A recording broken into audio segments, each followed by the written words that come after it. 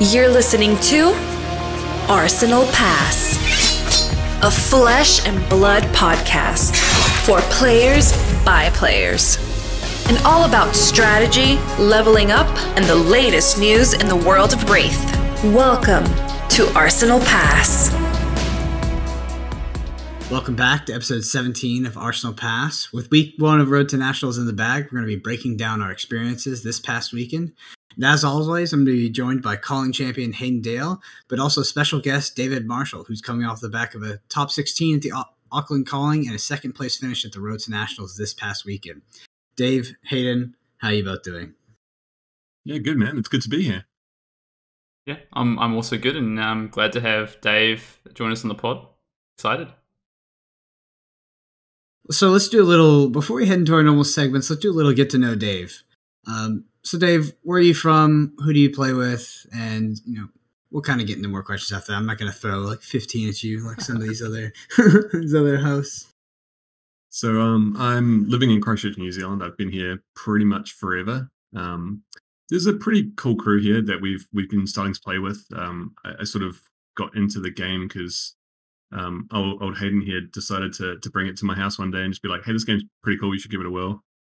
And then over lockdown, when we were sort of pretty devoid of a lot of other things to do, he's like, you should really get into this game. You should give it another whirl. And so we started playing on online every night. Started learning slowly lines, and I've kind of been stuck into it ever since.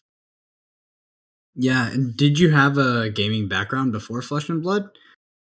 Yeah, so I think I was around 12 at sort of what I don't know what you would call sort of early school. It was in the end of primary school. I came across a couple guys playing Magic the Gathering, and that was about 25 years ago, and I'm sort of still playing that. So been playing card games for quite a long time. And yeah, this is it's like a really interesting version of games. It's way deeper than it sort of looks at the very start. You're just like, okay, you're just doing some turns and figuring out how to play the best. And then as you sort of get into the game and you sort of start to see how complex and how interesting it is, it's really, really awesome. And yeah, Dave, you also play, of course, with Damakai, who we've had on the show before. How long have you guys been playing Flesh and Blood together?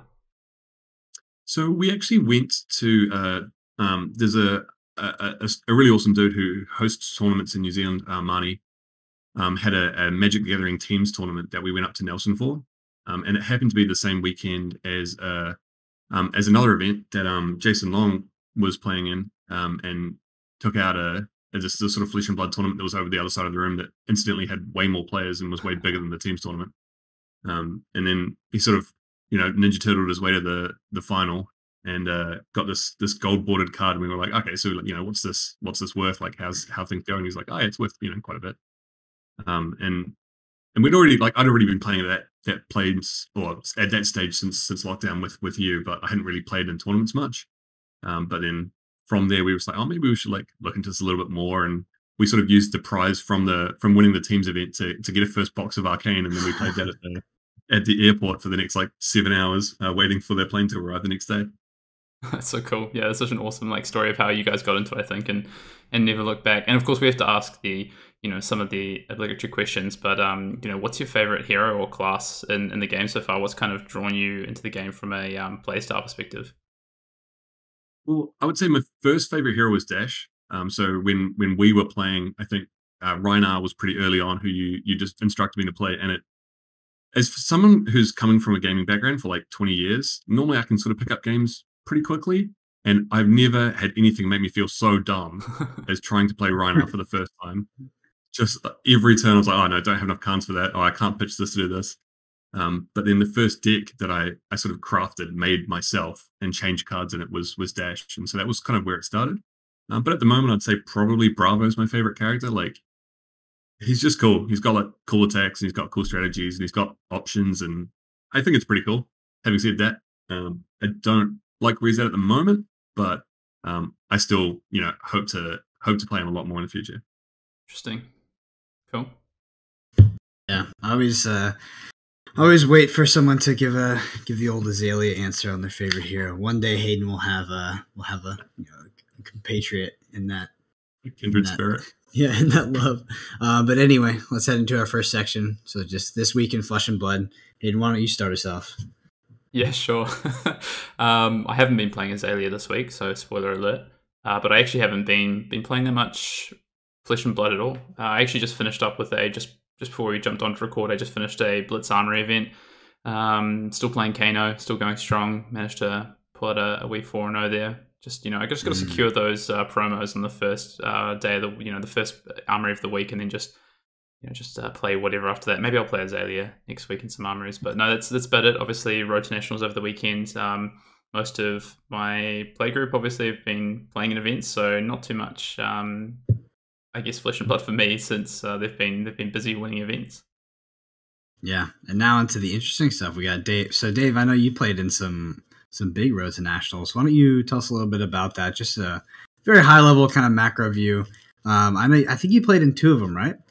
Yeah. So went up to Wellington, and there was one on the Saturday through Cerberus Games, and one a little bit further up the coast at Calico Keep. The first one was bigger than the store was sort of able to host. So we had it at a bridge club further up the road in Wellington, and there was 77 players, I think it was, or somewhere around there. Yep, exactly. So pretty big turnout. It was really awesome to see. There was quite difficult to sort of predict the meta, but it was quite a range of classes there. I played, I think, 4 or 5 different classes over the Swiss. Didn't do so well on day one. Made a couple sideboarding mistakes. Made a couple mistakes that I was pretty frustrated about, but the second day, managed to pull out a pretty successful run. So managed to go 5-1 on the Swiss on the Sunday event, and then win the first couple rounds in top 8 to come into the finals. But then didn't quite make the very last win to top it all off. Yep, that's pretty awesome. I'm really I'm super excited, and I have a ton of respect for the size of the events you guys have had out there. Obviously, I looked at, there's kind of a sheet that Davis Kingsley has of all the tournaments that are going on, and New Zealand is by far the biggest, which is, the game is very popular over there, but I would have expected, potentially North America to be close on track, but looks like you guys are almost doubling us in most events. I played in one as well that was 40 people, and I think the largest one in the US this past weekend was 45. So getting that 77, 62 plus is crazy. And huge respect to all you guys playing those big events out there. Definitely quite a different tournament to win, in my opinion. So congratulations on getting the finals and having, the success that you did. Thank you very much. It was really cool. There's obviously a bit of national pride. James White's made this awesome game, and it's been available to play here, and the tournament's been growing. Even since I started, sort of 4 to 6 people regularly weekly at armories, and now we're sort of getting 14 to 16, and it's really cool to see the growth as the game expands as well. Mm-hmm. Absolutely.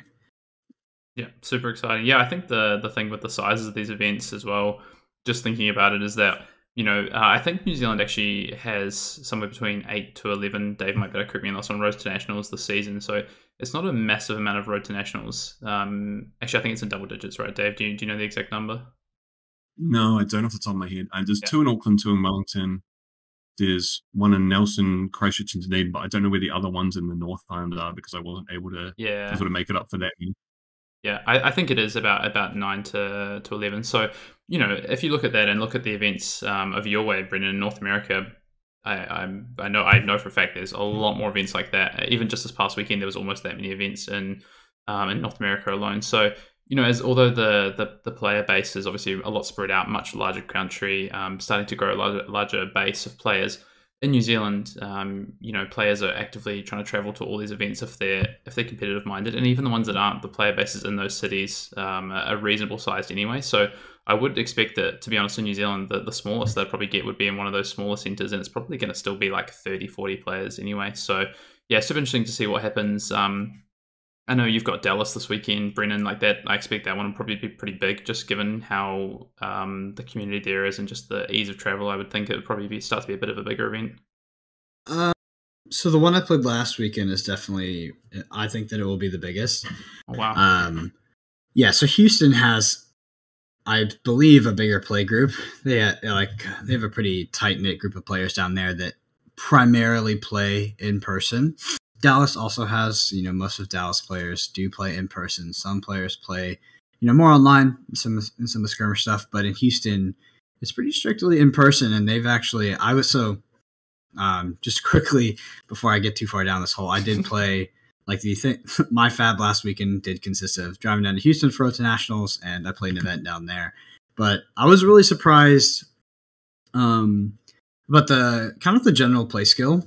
Not that I expected players to be bad, but they were a lot better than I expected, and I was really impressed, especially kind of just as like an aggregate. So you could tell that there was like a certain play group, and then some players that were maybe a bit more kind of involved or determined, and that group, like, they were pretty much all successful, and a lot of them made top 8, and they played pretty well. And some of the theory that I heard from them after as well was very, very close to some of the things that I thought, which I, before going there, I didn't really think anybody in the community understood. So I was really, really impressed. And it's interesting kind of in America to kind of like go down to like this region and find this like kind of like sleeper group of players that are, playing the game super well, because I hadn't met them before this weekend. So that was an awesome experience.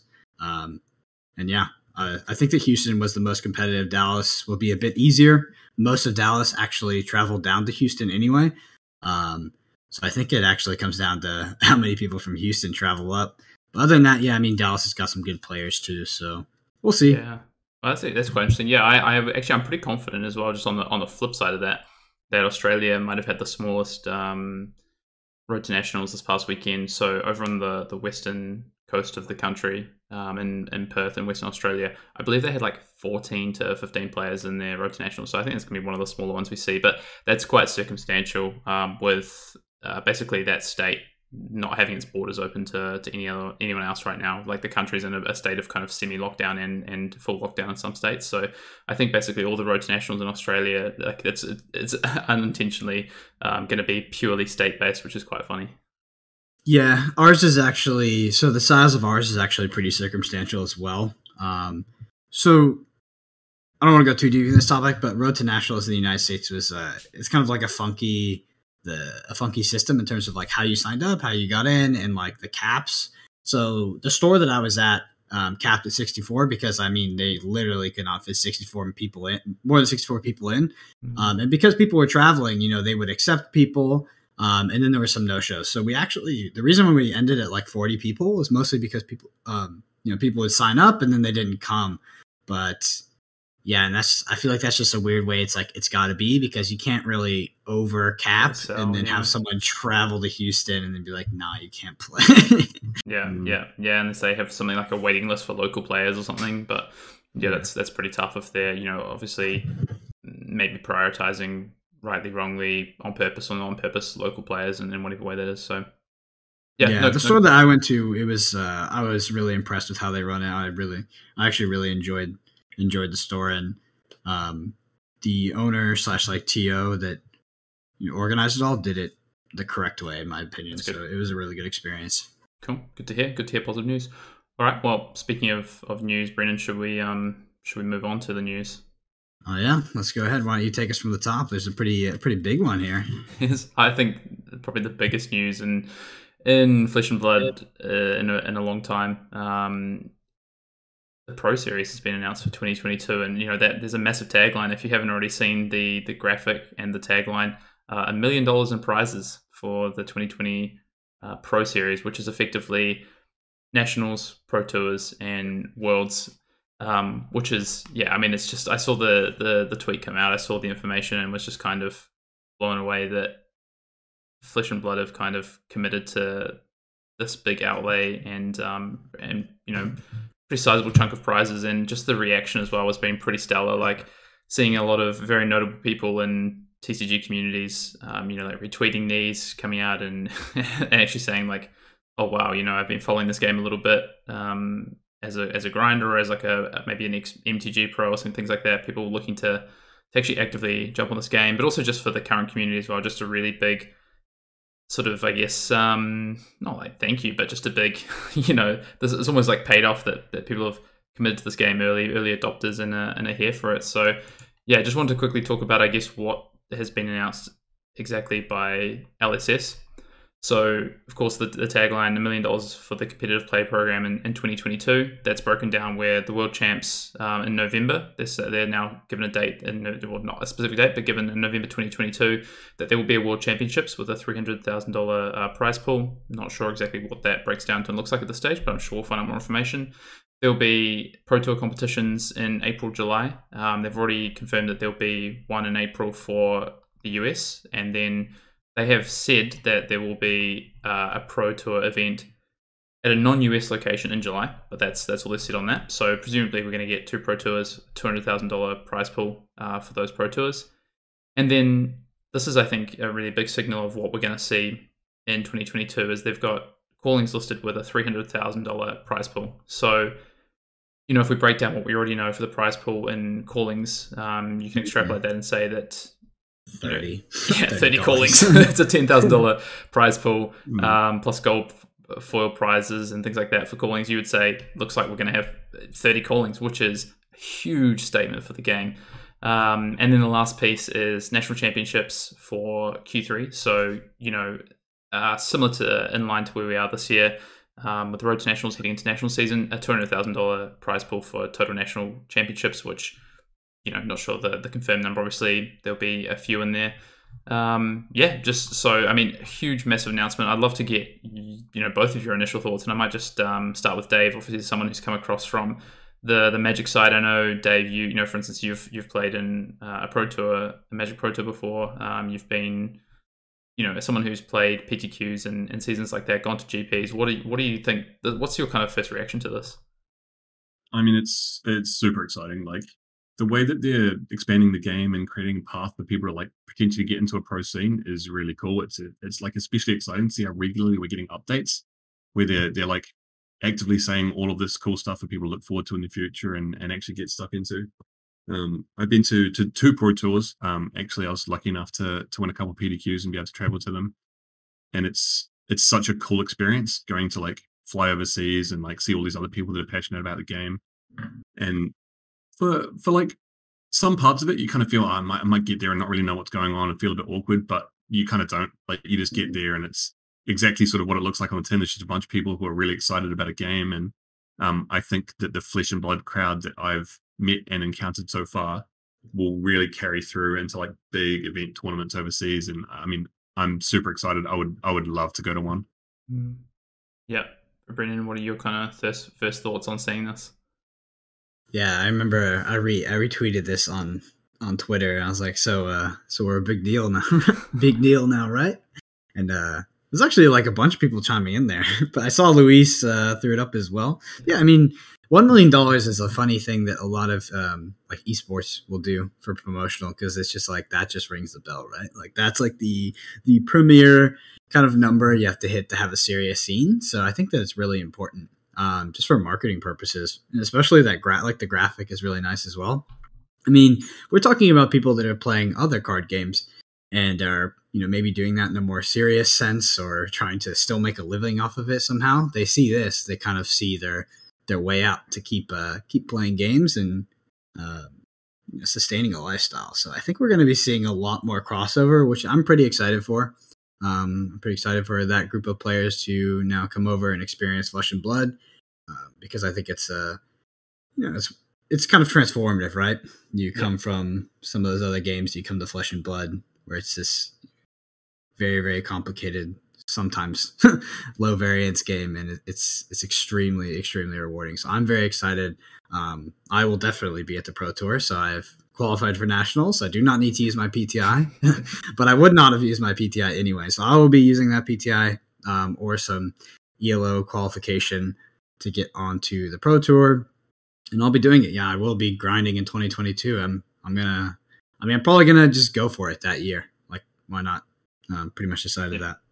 Yeah, no, that's awesome. I think for me, it's something I would love to do, and you know, me and Brendan, we've talked about what 2022 looks like for, you know, Arsenal Pass, but also us as players of Flesh and Blood, and what our kind of goals are, and you know, permitting that overseas travel is accessible and things can happen, I plan to be at these pro tours. Obviously, like Brendan, I have a PTI that I will not need to use for nationals. I mean, there's a bit of a weird situation with me right now, but I should be able to qualify on rating, which is fine. And then head to the first pro tour or worlds if it be the case that I can't travel before then. But look, super excited, and I think it's a real statement of intent, but also really clear. I think they've not made it convoluted. It reminds me of the really initial or older format that Magic the Gathering used with PTQs, Pro Tours that feed into those Pro Tours, Nationals, Regionals, Worlds, and it's super simplistic. It's really clear how you qualify. There's obviously rating-based invitations as well for those players that are at the top of their game and on those ELO boards. But I think it's going to be a big year for Flesh and Blood's growth. I mean, 2021 was already a big year, but 2022 seems to be shaping up to be even bigger. Yeah, I mean, it's what I expected, but oh my god, is it the exactly what we're looking for? Yeah, may it continue. Like, just keep getting hyped about it. It's so awesome. Cool. All right. So, sorry, Brendan. I was just going to say, I'm sure we'll see more to come from this in the coming weeks and months as we get through this Road to National season into the first global national season, and head towards what the next round of calling. Obviously, 30 callings. We're going to see some callings very soon. Oh my, nice, Vegas. We got Vegas, Dallas, Orlando, Cincinnati, and Vegas is going to be incredible. So I think that. I don't want to go too deep into that because we're still in the news section, but I think Vegas is going to be one of the most historical and memorable experiences for this game. So if you can make it out to Vegas, I recommend that you do. I will be there. I know that Hayden can't make it, but I wish he could. So I'll be representing him in spirit. But I do want to talk about Time of the Round. Episode 6 was put up last week. So Time of the Round is a sub-podcast to this podcast that is a YouTube exclusive. It is very freeform. Hayden and I just talk about our opinions on the game. And there's any topics that really come to mind, but a bit of a departure from the usual Arsenal Pass formula, where we sort of focus on level ups and more scripted content. So if that's something you're interested in, go ahead and check it out. We also do have a very exciting video up on the channel now as well that went up yesterday. That is the Chain 9-0 deck list from my run at the Road to Nationals this past weekend. So I played our chain deck that we've worked on for, I actually checked, Hayden, I went back. We haven't worked on it for a month and a half. We've worked on it for over 2 months. So pretty much a week zero deck that we've been on for a very, very long time, put a lot of work into, and it's been very deliberately crafted. We threw a deck video up on the YouTube channel, so you can go check it out. Like I said, that deck did go undefeated 9-0 in a recent Road to Nationals. Yep. Big congratulations again, Brendan, and we're going to dive into it soon. But obviously, Dave has a part to play in this as well with what he did over the weekend. Just want to quickly shout out as well. Obviously, first Road to Nationals in the books, week 1. Brendan, you already mentioned this, but Davis Kingsley, tile number 9, he's actually tracking as many results as he can on a Google sheet that if you're on Discord, you can easily go and find that. I'm sure it's a pin somewhere. Might try and find the link and throw that up. But a really great sort of showcase. He's obviously tracking the top 8s plus winning decks. And on that, actually, thanks to that information, I've got a article that's just gone up on Channel Fireball, which is just a bit of a week 1 retrospective sort of power rankings of the current Classic Constructor format. Talks about the week 1 meta and just where we're shaping up heading into the next few weeks of Road to Nationals, which are looking to be a bit more exciting than maybe I thought they might have been, to be honest. Yeah, for now. So I just have to say we are on YouTube. So if you don't know that, go check us out. Arsenal Space Pass, and that is where the deck is located, Time of the Round, and also we add gameplay, all kinds of stuff on there. We are creeping up to 1,000 subscribers, so if you want to shoot us a subscription, we'd really appreciate it. We've been hitting our milestones like crazy and growing like crazy. And still, Hayden is not blonde, but I talked to him yesterday, and he's been organizing his hairdresser, and we do have an update. The next video footage that comes out will have a colorful update, let's say that. But anyway, there's no Command and Cookout this week, so Hayden, why don't you just take us into the topic? Yeah, no Command and Cookout this week. I think we're going to dive into a bunch of questions. We're sort of going to do interview style, where I'm going to throw a bunch of questions to Brendan and Dave, who both, obviously spent their weekends playing at Road to National events. just wanted to sort of reflect on that, understand some of the learnings that both these two guys with me today have taken away. So just to share some of that information with our listeners, and hopefully some of the key big takeaways. But before, I want to say that we did mention last week that we are coming up to a mailbag episode, which we're still planning to do probably later this month. If you want to get your questions in, please do. We'd love to get your questions and read them on the show. Send those through to arsenalpassfab@gmail.com. Just one word. The email's in the description of the podcast and on the YouTube, so easy to find. But yeah, let's jump into it, guys. So I wanted to start by just taking a look back at the preparation for the event. We already talked a little bit about the event itself, but we're going to dive into that further. But even before that, preparation is so important. And Brendan, we talked about this a couple of weeks ago, preparing for these big events. So rather than, I guess, talking about what that looks like from a broad perspective, I'd love to just hear what happened in the week leading up to your Road to Nationals, why you chose the decks you did, and what difference in the week leading up to this first Road to Nationals of preparation you did compared to the 3 or 4 weeks prior. Dave, if you don't mind, we might start with you. Oh, for sure. So the couple of weeks before I was playing, I was trying to hit sort of 3 armories. Well, there's 3 different ones in Christchurch here. So I was going to one on Wednesday night, one on Thursday night, and one on Saturday morning. And I was trying out like a lot of chain decks, but I also felt like it's quite good to sort of, try a few other decks. So I went with Guardian one week, I went with Katsu one week, and basically just trying out and learning, not only what I'm doing with my deck, but what I might do to attack that deck from a different point of view. Mm-hmm. And yeah, do a bit of testing online as well with a little bit with you, Hayden, and a little bit with some of my other friends, Dan, Mo, and Jason. Just sort of trying to really figure out where I want to be, what kind of lines I'm playing in what games, and just make sure that I am feeling prepared for all the different matchups that I could potentially come across, which ultimately we did still miss a couple that I would have liked to play a few more times. But basically just trying to get games in against all the different classes, I think, is the most important thing. So you know where you're at in the games before you really start. Yeah. So you were using armories as a big way to get your games in over the weeks leading up to that. Yeah, I mean it's definitely awesome to be testing with my friends who I know are like good at the classes they're playing and that they're going to give constructive feedback. But it's also good to be testing in an unknown environment as well. Like if I'm just going to be playing against our local players who are going to bring their decks that they've tuned that are different to how I'm thinking, then that's going to give me a good experience of what I might expect to see on the day. Mm-hmm. So, I mean, I know that if you're playing Prism, you might be playing the deck that's you found really popular or you found useful, but that doesn't mean that the Prism I'm going to play in round 2 is on an aura strategy or on an aggro strategy. So it's good to be like versatile and just like sort of throwing it at different people and seeing what they throw back at you. Yeah. I like what you said about just getting in the reps and even playing with decks that aren't necessarily maybe your choice you're going to take to Road to Nationals, but you were trying to learn how to maybe attack those decks by actually playing them. That's, I think, really important as well. Yeah, just be flexible with what people can throw at you. Like, obviously, with the chain match specifically into Prism, for example, like there are people that say you're always going on. It's a race. Like the Prism's just going to throw stuff at you, but there's a couple local Prisms that are like using auras as like a sort of time waster to like buy themselves some time so that they can keep attacking later on. It's good to sort of have that as a knowledge bank so that when someone throws that at you in a big event, then you're like, okay, well, I've seen this before and I know sort of to be either leaving attack actions up or like passing back the turn and see what they do. So it's really good to have that practice. Yeah. And so leading up to the Nationals, obviously you travel as Road to Nationals, you traveled to those events, but in the week prior, what were you working on? Had you locked in your deck, ages before? What did it look like for you and the guys? I like to lock in my deck a reasonable amount of time beforehand, but I will admit I was a little bit conflicted. I kind of feel like Chain is the big baddie of the format at the moment, and it's a tough deck to beat.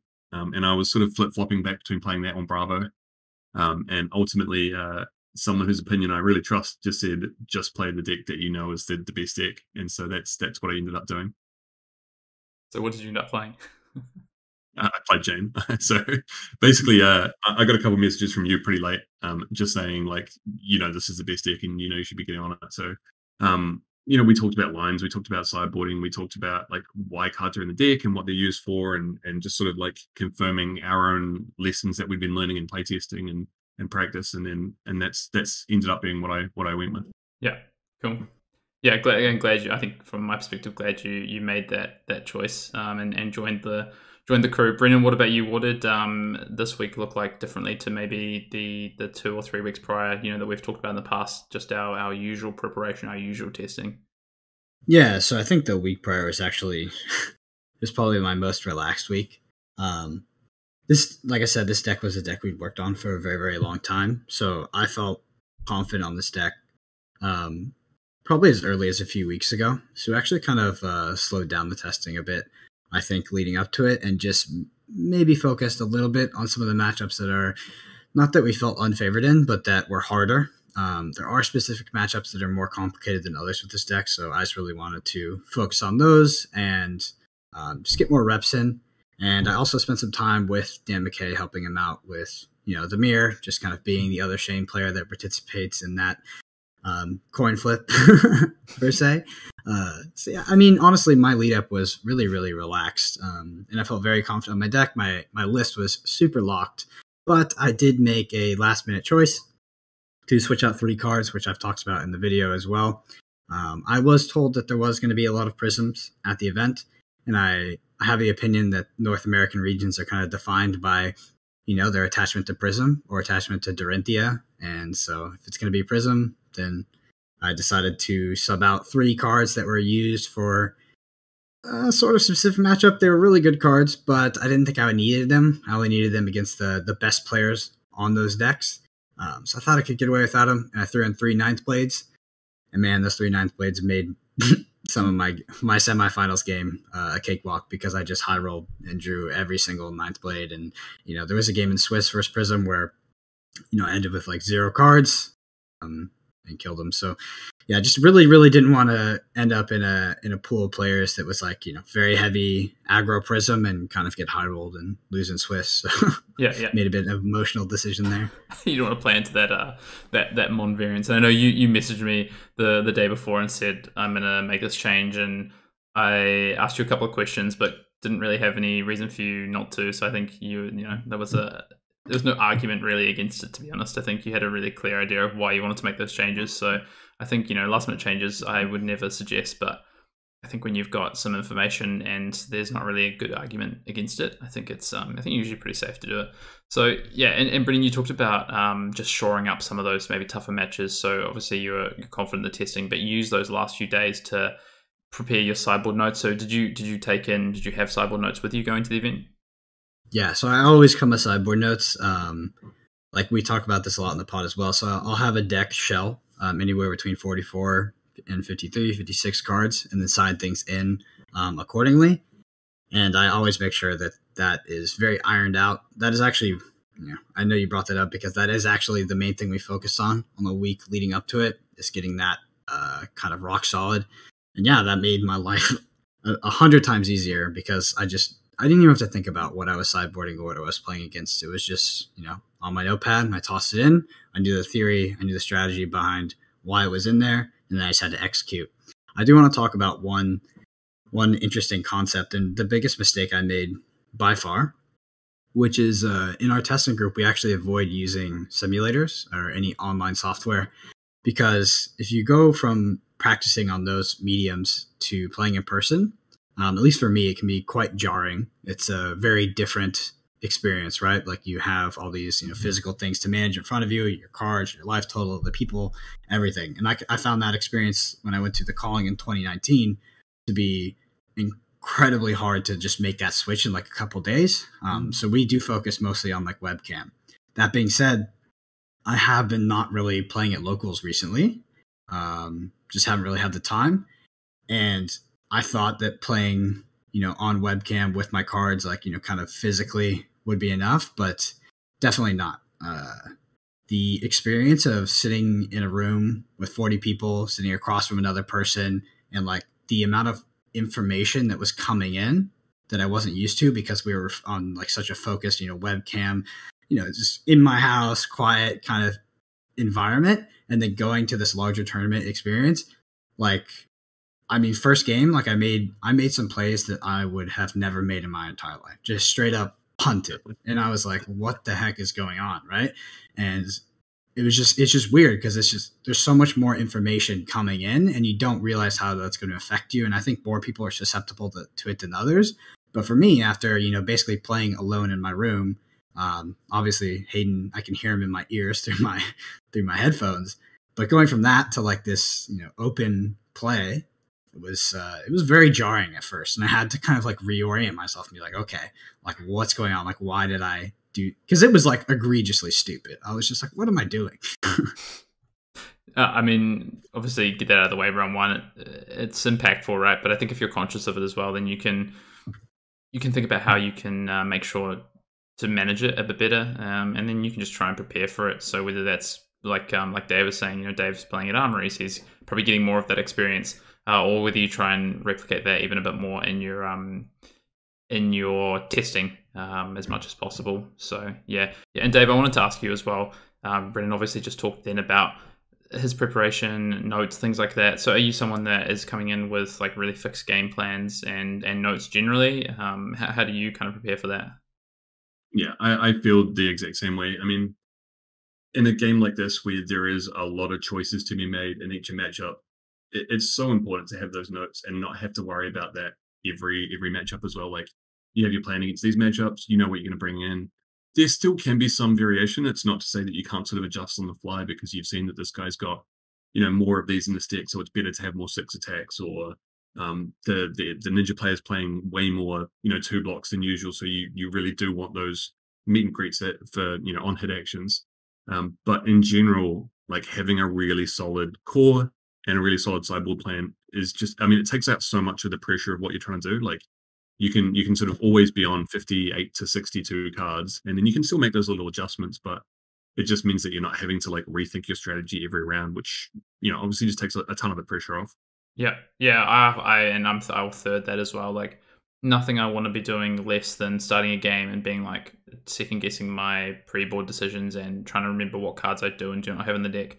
I want it to be tested, tried and true. I know the way I want to play into this matchup, and as Dave said, maybe there's 1 or 2 cards I change depending on maybe I'd seen that player earlier in the day, or we played in Swiss and I've adjusted slightly into top 8. But I'm really clear about what I want to do, and it just saves me some brain power, right? I don't have to be thinking prior to the match about so many things. I'm just like really clean in my head.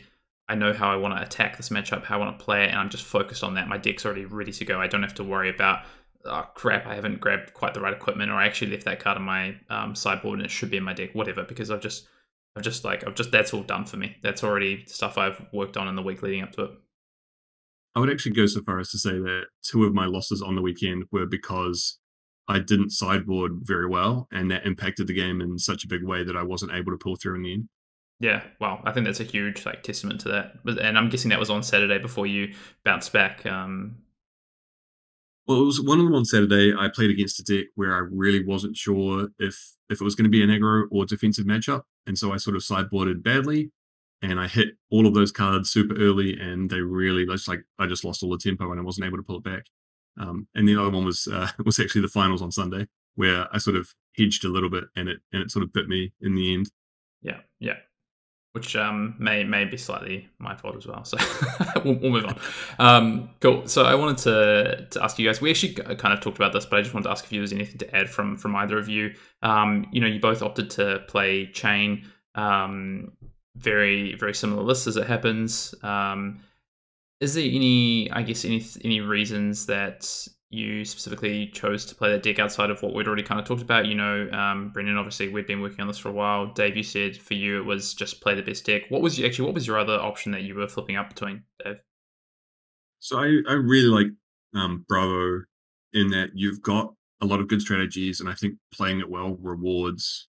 I mean, I think that's true of every class, but I guess I feel one of the more confident on it amongst all the other classes, and I think playing a class that and you understand your strategy and you've got a specific path that you're trying to win on in this game rewards you in such a big way. But ultimately, Chain just feels like the most powerful thing that you can be doing to me. It feels like people have to play on your strategy, which means that they're not able to do the plan they want to do. And that is always a thing that you kind of was a sort of life lesson from a nationals that I played with, or a national champs with a friend of mine, Ray, many years ago. We threw a million different decks at this aggro deck we were trying to beat until in the end we were just like, well, why don't we just play this deck? Like it's so good. Yeah. If you can't beat him, join him in your testing. Yeah. And Brendan, anything you want to add on deck decisions for the weekend?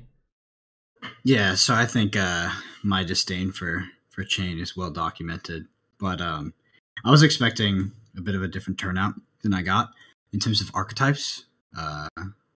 But I still probably would have ended up on chain in the end. But I did play a lot of aggro matchups. I did play two chains, and I think that like for me, if I had known that it was all aggro, I may have considered something else, just because I think that the kind of the aggro archetypes, as well as chain mirrors, are very, very high variance, and it's never where I want to be in Flesh and Blood. Yeah, fair enough. I think it's a good lead in. Actually, you just spoke about not necessarily what you expected to be there. It was a bit different. So let's talk a bit about the metagame at both events two events for Dave and one event for yourself, Brendan. What the metagame was like. First of all, I'm going to go to you, Dave, and say what was the meta that you're expecting across the 2 days, and was it that meta or was it different? And were there any surprises thrown in there for you? I was expecting a pretty high amount of chain, a pretty high amount of prism, and then sort of like obviously Katsu's had the most sort of top level results in the last sort of big tournaments that have come up. So I would have sort of thought those three would have topped out the majority of the meta, but also reasonable amount of Guardian, a few Dorinthias. Again, I sort of feel like Dorinthia is one of those classes that people like and they want to play it and they don't really care what else is going on. I would say there was far more Rhinar than I was expecting, at least definitely on the Saturday and then a little bit on the Sunday as well. I would say sort of round 3 when I was looking at the top tables, there was like maybe 4 or 5 Rhinar decks. Wow. And I guess if you're sort of expecting a lot of control decks to be sort of picking on chain and a lot of prism decks, then Rhinar might be exactly where you want to be, because that's sort of a really good place where it can fit in. And then I think Sunday was probably a little bit more diverse. I think there was a little bit less chain in the pool, a little bit more. There was quite a few ninjas around. There was a few dashes. Obviously, the guys in Auckland have been working on this sort of modal switch dash deck that can go either aggressive or pretty defensive. But I mean, it did feel like there was a pretty good representation of everything. I didn't see an Azalea over the weekend. There was 4 Kanos on Saturday. I think I saw a few Livias. I saw a few, definitely saw a few Bravos. So a pretty good mix of everything, but I would say probably just a few more Rhinars and maybe a few more Kanos than I was expecting to see. That's interesting. I want to just ask about that. What were the Rhino decks trying to do? Like, were they the classic club builds? Were we seeing some of the Claws Art of War builds that was made popular by Jason and Isaac in the past national season, or were they completely different again? Well, the majority of them I think were pretty standard. Like, Bloodrush Bellows, get some claws in, like do good damage, be able to take a whole hand away from a control deck and come in for that damage on those turns, and then just set it up on the turns where they can't hit you for that much. I only played against one on the Saturday, and I played against one on the Sunday, and the one on the Sunday was full on control, like full on fatigue. Oh wow! So that was obviously a pretty different take on Rhinar that I hadn't expected to see, but I managed to just sneak it out. I mean, I'm not sure if they didn't quite get all the cards they wanted to. I know that he only drew 1 snag, which he sort of mentioned after the game, but he managed to pull through that one okay. So yeah, interesting sort of meta, quite similar to what you expected, but then maybe a few surprises in there. And then Brendan, you already kind of alluded that it was a bit different to what you expected. So what did you expect, and then what ended up being there? Yeah, I mean, I expected a lot of control, because I think that maybe somewhat misguided, but I think that control's general strategy into chain, which is very popular right now, is extremely easy to execute. Like very, very easy. It's pretty much the same for everyone. Anybody can do it at the highest level. So I expected a lot of that. But we ended up seeing mostly aggro. So I saw 5 aggro decks in Swiss. And yeah, 2 chains, like I said, so chain did show up, but there was a lot of ninja around, a lot of ninja aggro around, and my most interesting matchup was mech. I played against a mech. I sided for control pretty heavily, because I mean, what else do you expect is Mac pretty heavily, and it was straight up. I mean, he flipped the Tekla core as his item and was boosting away, and I got maximum velocity and all this stuff. Luckily, my deck is pretty modal to where it can still win if it slides into a different archetype. So I was able to kind of come out on top there. But yeah, that was the the most surprising experience, was going into, seeing Combustible Courier Red and all of this crazy stuff coming at me. But yeah, when I was going for my 6-0 and to get the top seed, I did end up playing the top seeded Bravo player who, yeah, I mean, he did employ the common strategy. So that definitely did show up and did represent, but I was hoping to see more of that. I was ready for that. Yeah. Yeah, super interesting. One of my favorite things about Flesh and Blood is sitting down across from a hero. You can't necessarily guarantee how that player is going to enact a strategy against you. We see that Dave already said it. Rhinar sitting down, wouldn't expect a full control deck. Dash, you'd expect probably a chamber-based control deck, and you get full boost. So Katsu, is Katsu going to be control? Is going to be aggro right now. It's super interesting part of Classic Constructed, I think, and is really cool. So yeah, hoping to see more of that as we go through the season. I know that even to the extent where there were Bolton decks that did pretty well this past weekend. I know three Boltons took out Road to Nationals this weekend, and that was a mix of like Raiden builds and Centauri Saber builds. So a real mix of strategies there. Hayden, if I can quickly, there was one thing that I do want to mention because it's pretty funny. So actually, my round one opponent was a Dorinthia that actually tried to fatigue me. So speaking of strategies that you wouldn't expect, that was literally what I faced in round one. Luckily, he did do a bit of trading in the early game, so it was down at a pretty low life total. But yeah, I did essentially face warrior control in the first one.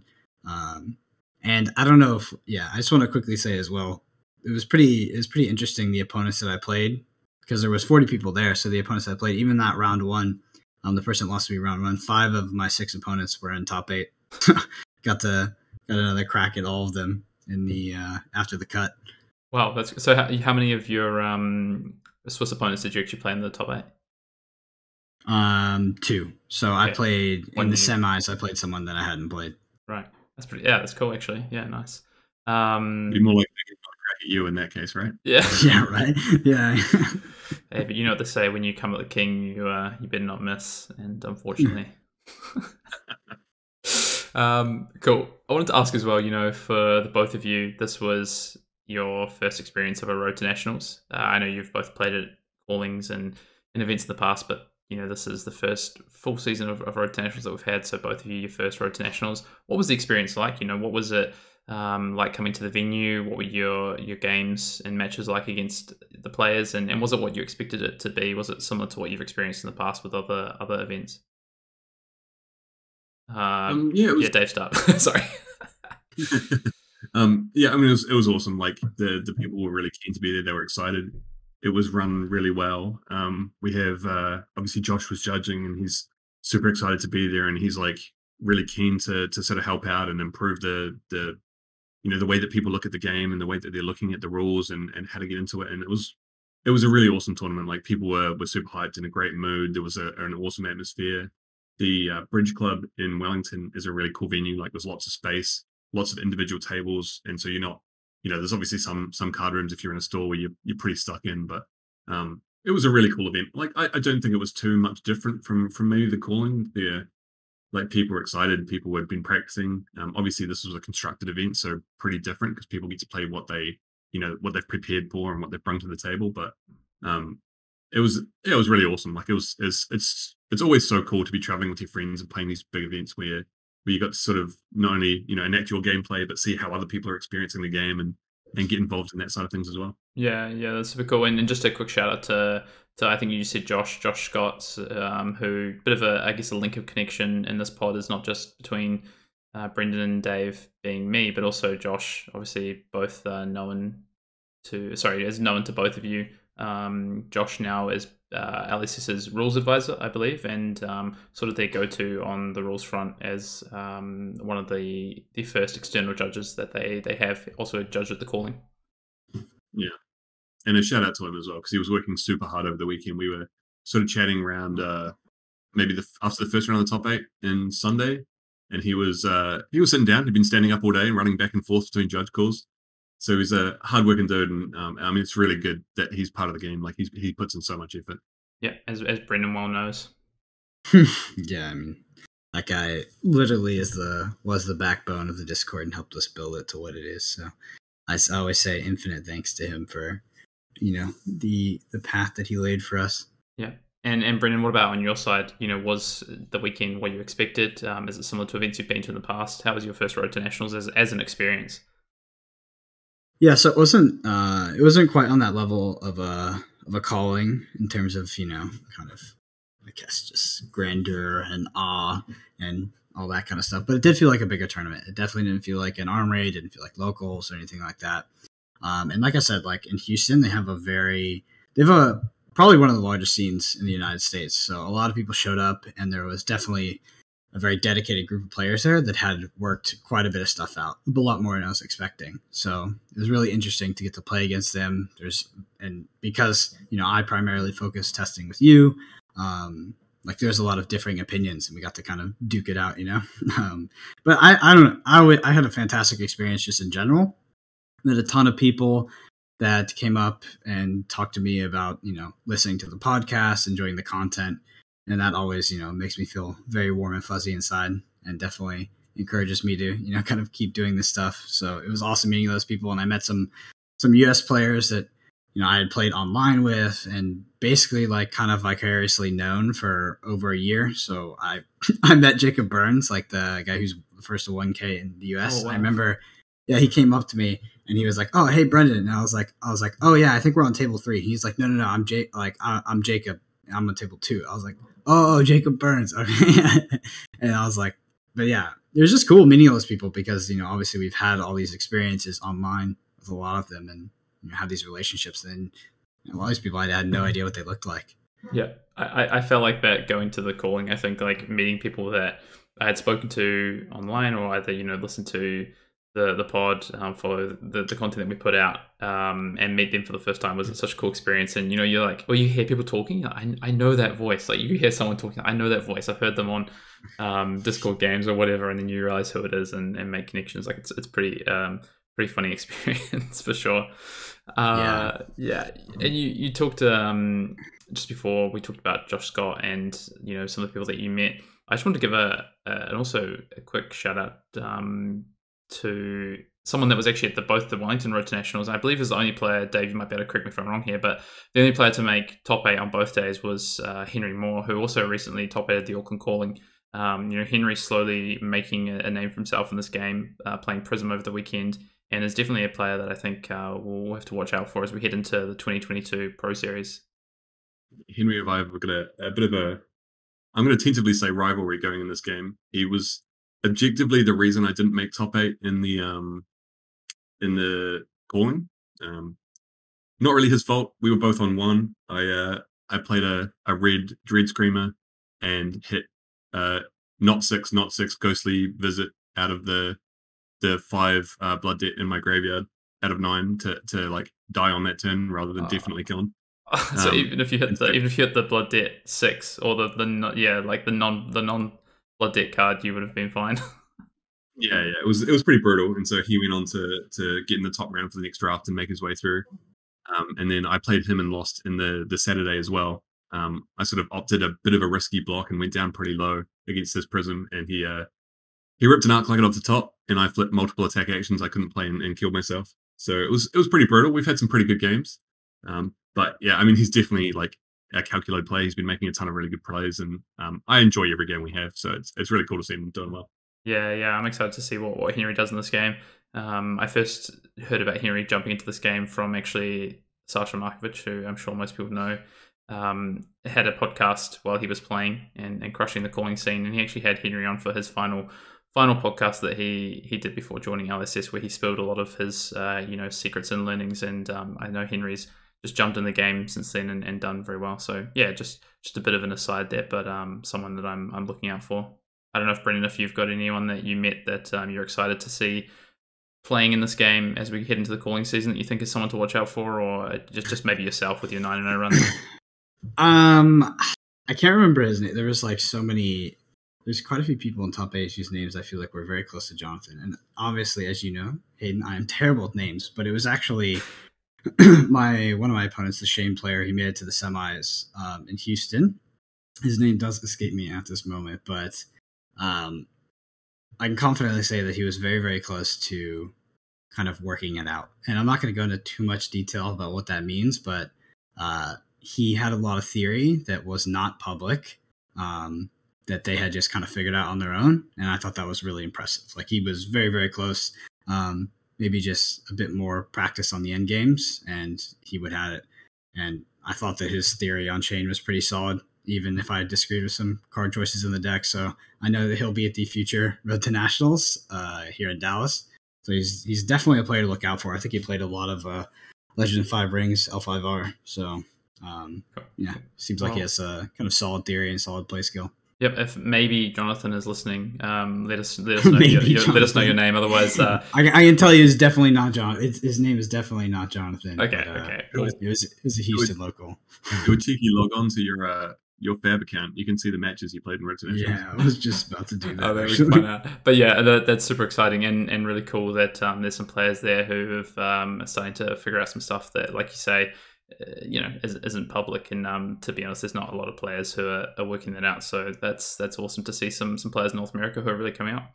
All right, I'm going to move on a bit. Ask a few sort of questions to round out our reflection on week 1 of Road to Nationals, and maybe just try and hear some of your, both of your big takeaways and learnings. So on that, Dave, I'm going to ask you first, what were your sort of biggest learnings from the weekend, either, meta-wise, deck-wise, playstyle-wise, or things you might do differently if you were going into a Road to Nationals again this weekend? So I think it comes back to one of the first things that I remember when you were teaching me how to play this game, you sort of said, it's so important to know how your deck wins. And I think even if, like, amongst, like, Brendan and Dan and you, who've all been playing a ton of Chain, when I was playing the deck, there are certain cards that don't feel right to me, or certain cards that feel way better to me. And so it really does edit the way that you play. Even if, someone is like, oh, you must have this card in your deck. And I've played 100 games with it, and it always makes sense to me. And every time I play it feels bad. Like, it's okay to take that card out and put it on something that feels better to you. Like, specifically, Meet and Greet was one that I think we sort of disagreed on. Like, a couple matches, you're like, I think I'd take this out. And every time I draw that card, I think it's the best card in my hand. But obviously, there are times where you banish the card and it feels bad, and there are times where it doesn't work out. But I think the most important thing I took away from this was, like, it's important to not only know what your plan is, but the way that I enact that plan might be slightly different to the way that you enact that plan. So it's okay to have some disagreements, even amongst the same list or the same plan or the same, the same sort of 78 out of 80. Yeah, that's actually, I think, a huge takeaway, because Brendan, that happens with us as well. And I probably hadn't contextualized exactly, I know that it's okay to have that, but I think you actually just putting that into words there, Dave, I think it is so true. Like, play style is so important in this game. You can go through 6 to 7 turns, even 3 to 4 turns, and there'd be 100 decision points. And so you can end up at different spots, but still be equally as successful. Objectively, there could be like 1 or 2% in between these plays, and it could just be down to play style. So I think it's a really good takeaway there. I'll give a quick shout out to our friend Mo as well, who's done really well. Like, he obviously made top 8 both in the PTI in Auckland and also the Saturday this weekend. He got his nationals in white too. I think the way he plays E-Strike specifically in the deck was, every time I saw him draw it, he did a different thing than I would do. And a lot of those times, I think the way he was doing it was really right for the way he was playing. And, like, multiple times I just saw him go, like, something 8, and then, like, had the snaps up, and whether he needed to use it or not, he was just presenting a ton of damage for it. And the way he was presenting that turn was really, really good. Whereas, like, obviously someone like Dan likes to draw a card from it almost every single time he can. Whereas Go Again is also, obviously the card's amazing, but it's really good to see people's different strategies and like plans evolve, and how they continually use that throughout their games to sort of sculpt their strategy. Yeah, that's cool. Anything else from your side from the weekend, like learnings or anything like that you think you want to share that have been really big for you? I think that was sort of the main one that kind of struck me multiple times, that, like, even with a tight plan, it's okay to be variable, and it's okay to make sure that you know the way that you want to win. But I mean, ultimately, like, there's so much. I think I'm still pretty new in this game, even though I've got like a long history of playing other games. I still feel like I've got so much to learn for this, and I really want to keep my mind open to, you know, feeling out what other people are trying to do and how they're enacting their game plans. And like, I played quite a few chain mirrors, and you're still seeing like people play different lists and different cards. And I can't remember the name of the card, not Dimensional Crossroads, but the other one that like scries 3 and then pings off. Yeah, Gateway. Like the very first list that we playing with Chain with Jason Long playing it had that card in, and I saw it a few more times this week, and I'm like, man, that card actually does quite a bit of work. But we weren't playing our list. But I mean, it's really cool to sort of see the different variations that people are playing with, and like really trying to take those on board for like, could that be something that I work in the future? Is that a completely different strategy, or is it like, yeah, basically just keeping my eyes open and always trying to learn? Yeah, that's really cool. I know that's something that Brennan, you've done with Kano. You know, try a bunch of different cards. You might have seen other people play them, think it might work for you. Try it, might not work for you. I mean, I know I've done that. Try cards, been like, oh, that's such a cool way to play that card in that deck, and it just not fit the way that I want to enact my strategy or whatever. But yeah, good call out. Brendan, what about you? Any sort of big learnings, takeaways from the weekend that you really want to share that you think is super important? I don't know. My biggest learning probably was, I don't know, it's weird because it wasn't really on the day of the event. I know we talked about, probably playing more in person to be more comfortable with that medium, but I think that the amount of testing I put in really paid off because I knew exactly what I was doing, what I wanted to do, my strategy, everything before I sat down at the table, and that made my life very, very easy. Kind of made it almost play out like it was on rails, right? And yeah, I think that the value of practice and focus testing, and just having a goal is really, really important. And I think I rode off the back of that to the victory, and it was really important. Like I thought I didn't kind of like go there with that classic mind, kind of terrible mindset, which is where, I did travel, right? And I did spend money, and I did stay in hotels where I had to, I felt like I had to win to kind of make my money back, but it's always in the back of your mind, right? And one of the worst thoughts that I had creep up on me, which I tried to kill with fire, was after I went undefeated in Swiss. It was just like, man, it would suck to lose in quarters. It would suck to lose in quarters. So I really just tried to stuff that one down somewhere deep and dark. But yeah, I mean, honestly, I just kind of stuck to my guns, stuck to what we practiced, our theory, and all that kind of stuff. And it's a really interesting concept to do that in these days, because most of the public theory out there and most of what people are saying around me is contradictory to what I believe.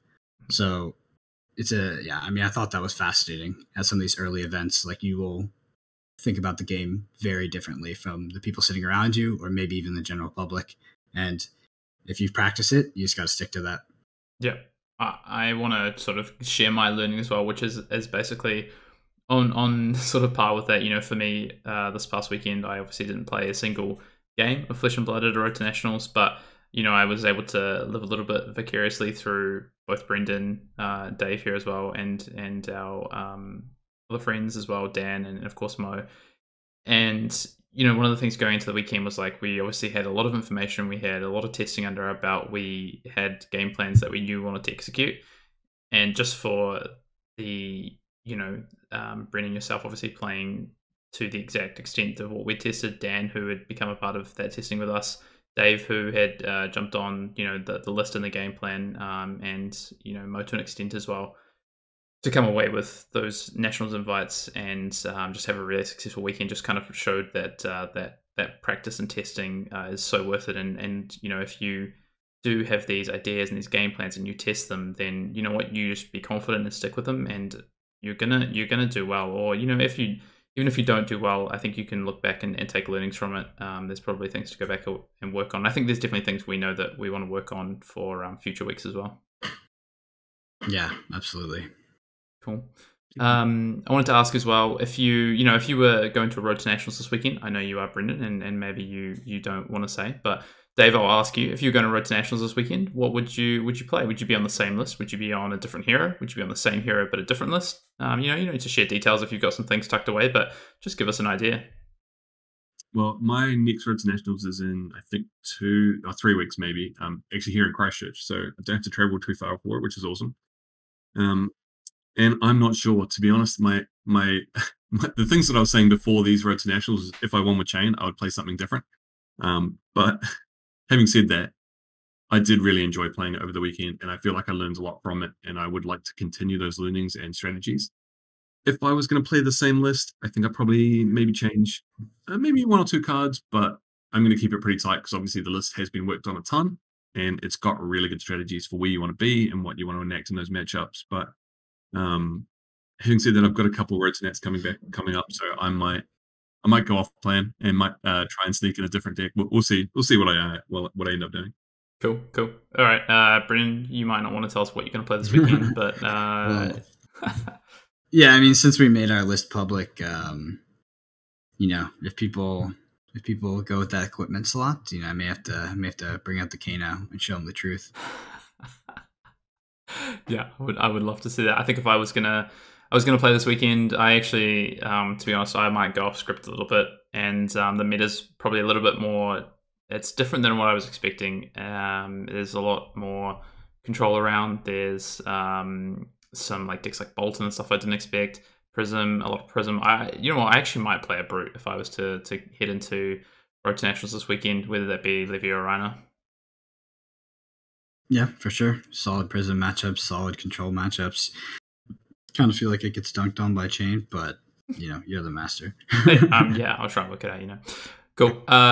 Lastly, I wanted to ask you guys, do you think LSS could make the Road to National season better? What we kind of talked about what you liked about it, the atmosphere, the event itself, but would you like to see any changes to the Road to Nationals format going forward? Dave? I think let's start with Dave here, yeah. All the changes, all the announcements they've made have been like to make the game better. So I'm sort of in LSS we trust kind of mode at the moment. Like the announcements were all pretty clean. The stores were all able to organize them on different weekends so that people had the maximum opportunity to play. And so, I mean, it seems like they're really trying to craft this really clear way for people to be able to enjoy the game and play in these tournaments. So at the moment, I'm pretty firmly in the wait and see what they do camp, and it feels like all the changes they've made have just been making the game more approachable and more playable. Yeah. I don't like to sound like I'm, smoke up their ass sometimes, but I do agree that I think in general the way LSS have handled this in a very difficult situation with the current global climate to handle these Road to National seasons has been done fairly well. So yeah, I think it's like you said, it's a little bit of we'll get a badge made, right? And in LSS we trust for now. We'll see what they do going forward though. What about just on the back for now?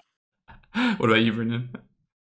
So I'm gonna have to leave the kind of deep answer to this for a time of the round because it doesn't really fit too well on Arsenal Pass. But I will say I have been very happy with the experience that I had, and I thought Road to Nationals was really awesome for the tournament that I did play.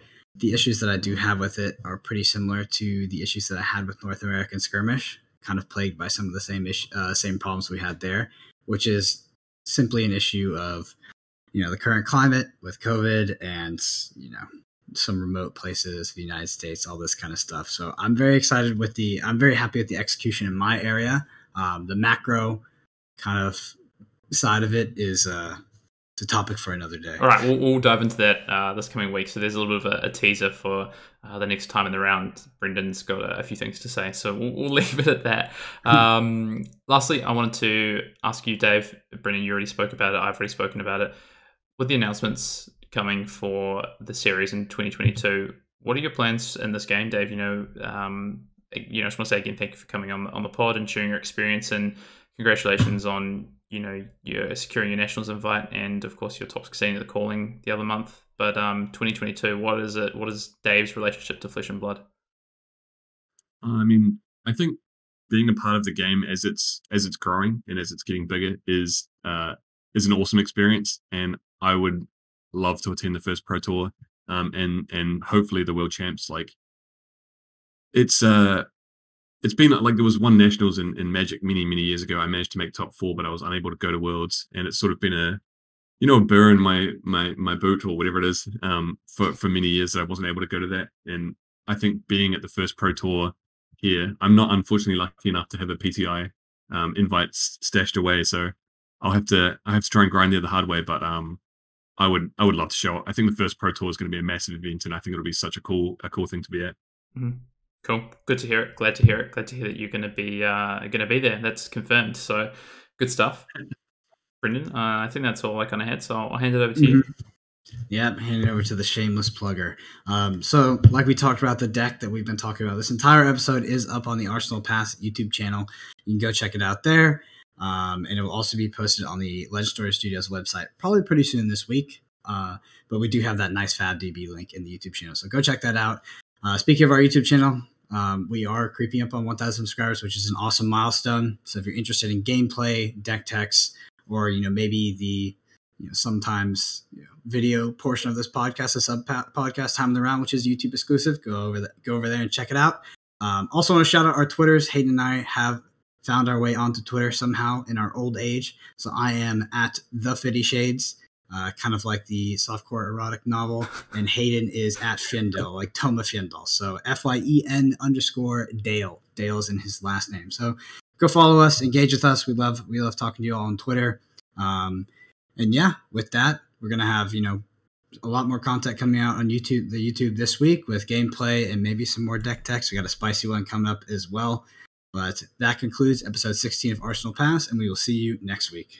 Yep, see you next week. Thanks again for coming on, Dave. We loved having you on the pod. Well, thanks for having me. It was awesome to be here.